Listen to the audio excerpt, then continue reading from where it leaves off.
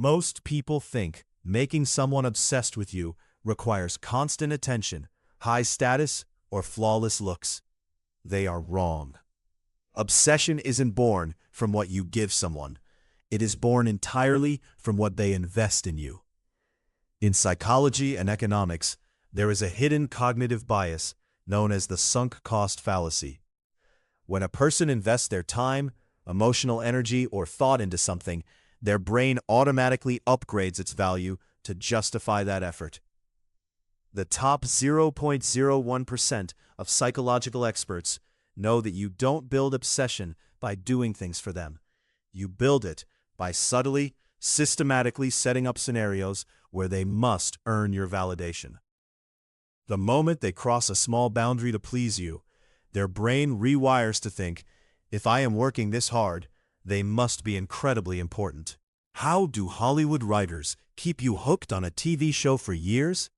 They use a psychological principle discovered by Soviet psychologist Bluma Zygarnik. The Zygarnik effect.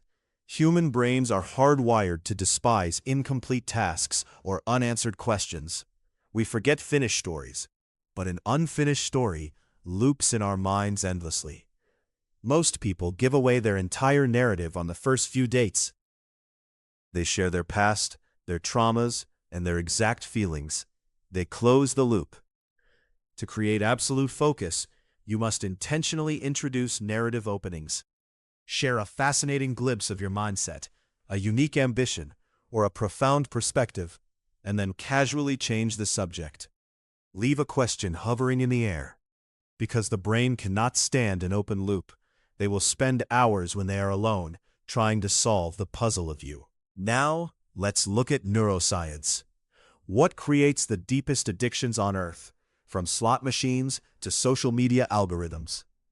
It's not a steady stream of rewards.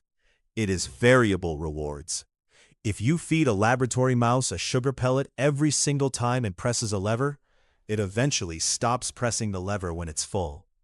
But if the sugar pellet drops randomly, sometimes on the first press, sometimes on the fifth, the mouse becomes utterly, uncontrollably obsessed.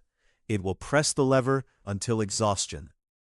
In human dynamics, if you are always available, always sweet, and completely predictable, you kill the dopamine drive.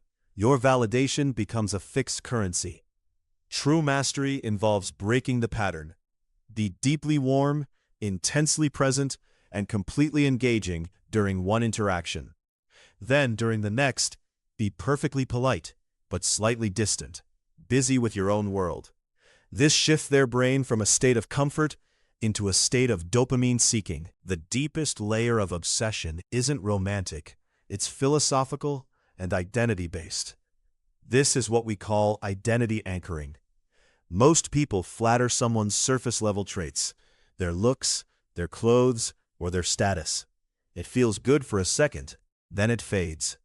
The top fraction of experts look deeper. They observe the unfulfilled part of a person's identity, the person they wish they were, or the secret standard they hold themselves to.